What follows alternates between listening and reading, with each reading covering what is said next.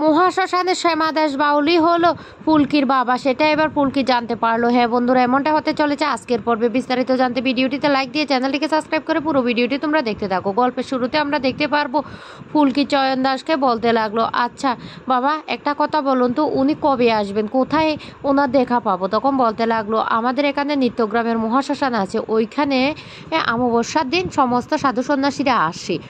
আমি ওইটুকুই শুধু বলতে পারবো, উনিও নিশ্চয় ওখানে আসবেন, তোমরা খোঁজ নিয়ে দেখতে পারো, তবে তোমরা যাওয়ার সময় প্রসাদ গ্রহণ করে যাবে। অন্যদিকে রুদ্র রাজমহলে ফিরে যায়, সেখানে গিয়ে বলতে লাগলো ফুলকি দাসকে, একবার যদি আমি সামনাসামনি পাই না, এবার কিন্তু আমি পুড়িয়ে মারবো। তখন সেখানে ছোট রানীমা চলে আসে, আর এসে বলতে লাগলো, কি হয়েছে রুদ্র, এমন চিৎকার করছো কেন? রুদ্র তখন বলতে লাগলো, দেখতে পাচ্ছেন না কিভাবে আমাকে ঢিল ছুঁড়েছে? তখন বলতে লাগলো, কেন হঠাৎ করে তোমাকে ঢিল ছুঁড়তে গেল কেন? তখন রুদ্র বলতে লাগলো, আরে ওরা চয়ন দাসকে কি একটা ছবি দেখিয়ে বলতে লাগলো, আর চয়ন দাস বলতে লাগলো উনি নাকি একজন বাউল, খুব সুন্দর গান করেন, এই কথাগুলি বলতে ছিল। আর হঠাৎ করে সেখানে ফুলকি দাস আমাকে দেখতে পেয়ে যায়, তারপরে ঢুলছে এরমেরো, অল্পের জন্য আমি বাঁচিয়ে এসেছি, না হলে তো ধরা পড়েই যেতাম ওদের হাতে, ভাগ্যিস তেওয়ারি ছিল। তখনই ছোট রানী ভয় পেতে থাকে আর বলতে লাগলো, হ্যাঁ বড় রাজবাবুর কিন্তু গানের গলা খুব ভালো ছিল, আর যে বড় রানী তারও কিন্তু গানের গলা খুব দারুণ, ওদের কিন্তু এই সূত্রে পরিচয় হয় এবং বিবাহী হয়।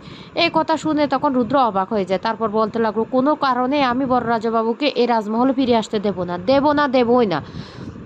এবার যা করতে হবে রুদ্র তোমাকেই করতে হবে, তুমি ভালো করে তো খোঁজ খবরটাও নিয়ে আসতে পারলে না। রুদ্র তখন বলতে লাগলো, এমনিতে দেখছেন আমার অবস্থাটা এমন, তারপর আপনি এই কথাটা কি করে বলতে পারলেন? তখন ছোট রানী বলতে লাগলো, শুনুন আমরা তাদের দুজনেরই কিন্তু বিপদ ঘনিয়ে আসছে, পায়ের তলা থেকে মাটি সরে যাচ্ছে, তাই আমাদেরকে ফুলকিকে আমাদের পথ থেকে সরাতে হবে যে কোনো প্রকারে। তখন রুদ্র বলতে লাগলো, ঠিক আছে আমি তেওয়ারিকে ফোন করছি। এই বলে তেওয়ারিকে ফোন করে, আর তেওয়ারিকে ফোন করে বলতে লাগলো, শুনো তেওয়ারি, তোমাকে একটা কিন্তু দায়িত্ব দিচ্ছি, তুমি কিন্তু নিজেই পালন করবে। রায়চৌধুরী বাড়ির সামনে তুমি পাহারা বসিয়ে দাও, রোহিত আর ফুলকি কোথায় যাচ্ছে কি করছে সমস্ত খবরাখবর আমাকে দিতে হবে। ভুল করে কিন্তু তুমি অন্য কারোর উপর এই দায়িত্বটা দেবে না, বুঝতেই তো পারছো কত বড় বিপদের মুখে আছি, তাই তোমাকে সবটা দেখতে হবে, বুঝতে পারছো আমি কি বলছি?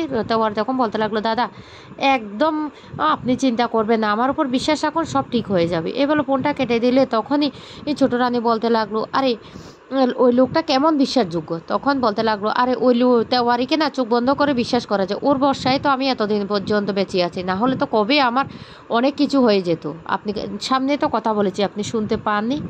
এইদিকে রোহিত যখন ছাদে যায় তখন দেখতে পায় যে একটা লোক কতগুলি লোকের সাথে ইশারা চোখে চোখে কথা বলতে থাকে, কি অদ্ভুত আচরণ করতে থাকে, আর বারবার করে রায়চৌধুরী বাড়ির দিকে কি যেন দেখাতে থাকে। তখন রোহিতের সন্দেহ হয়, রোহিত তখন বলতে লাগলো, নিশ্চয় এগুলি ছোট রানীমার লোক, আমাকে একবার নিচে গিয়ে দেখতে হবে। এরপরে রোহিত নিচে গিয়ে এদিক ওদিক করে সমস্ত কিছু ভালো করে দেখতে থাকে, আর একটা গাড়ির আড়ালে গিয়ে দেখতে থাকে যে ওই লোকটা ঠিক রায়চৌধুরী বাড়ির উপর নজর রাখছে। তখনই রোহিত ফিরে আসে, আর তমাল আর পিয়াল তখন বলতে লাগলো, কিরে কোথায় গিয়েছিলি? তখন বলতে লাগলো, শুন আমাদেরকে না খুব সাবধানে পা ফেলতে হবে, ছোট রানী আমাদের বাড়ির উপর কিন্তু পাহারা বসিয়ে দিয়েছে, চারদিকে লোক এমনভাবে পাহারা দিচ্ছে। লাবু তখন সেখানে আসলে বলতে লাগলো, কিরে ভাই তোরা কখন বেরোবি? তখন বলতে লাগলো, আরে আমরা না রাত্রেবেলায় বের হতে হবে, না হলে যেভাবে ছোট রানীর চারদিকে লোক লাগিয়ে রেখেছে, একটা কাজ করতে পারবি দিদি ভাই? তখন বলতে লাগলো, কি?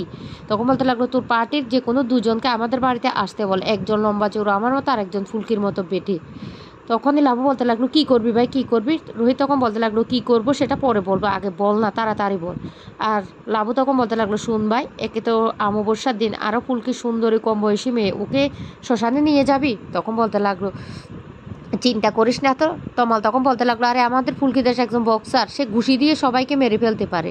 রোহিত তখন বলতে লাগলো, একদম চিন্তা করবি না, আমি আছি তো, আমি থাকতে চিন্তা করছিস কেন, আমি ফুলকিকে রক্ষা করবো। এইদিকে পার্টির লোকরা আসার সাথে সাথে তেওয়ারি তাদেরকে দেখে পেলে আর সেই খবরটা রুদ্রকে জানিয়ে দেয়। রুদ্র তখন বলতে লাগলো, ঠিক আছে ভালো করে পাহারা দাও তেওয়ারি, আমি কিন্তু বারবার বলছি তোমার উপর পুরো দায়িত্বটা। এইদিকে ওই লোকগুলি আসলে পুরো ওই লোকগুলির পোশাকগুলি নিয়ে পুরো ওই লোকগুলির মতো ছদ্মবেশ ধারণ করে রোহিত আর ফুলকি।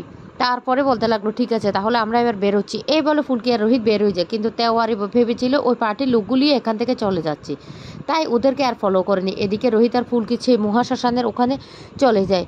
রোহিত ফুলকিকে হোটেলে রেখে সে চলে আসে আশ্রমের ওখানে, এসে এদিক ওদিক করে ঘোরাঘুরি করতে থাকে, আর সেখানে পুরোহিতকে জিজ্ঞাসা করতে থাকে ওই সাধুগুলি কখন আসবে। তখন বলতে লাগলো, আজকেই তো চলে আসবে ওরা, তুমি ওদের সাথে কথা বলো। তখনই রোহিত একটা সাধুকে দেখে পুরো পত্রিকার ছবি ছবিটার মতো দেখতে পায়। তো বন্ধুরা ফুলকি কি এবার তাহলে তার বাবাকে খুঁজে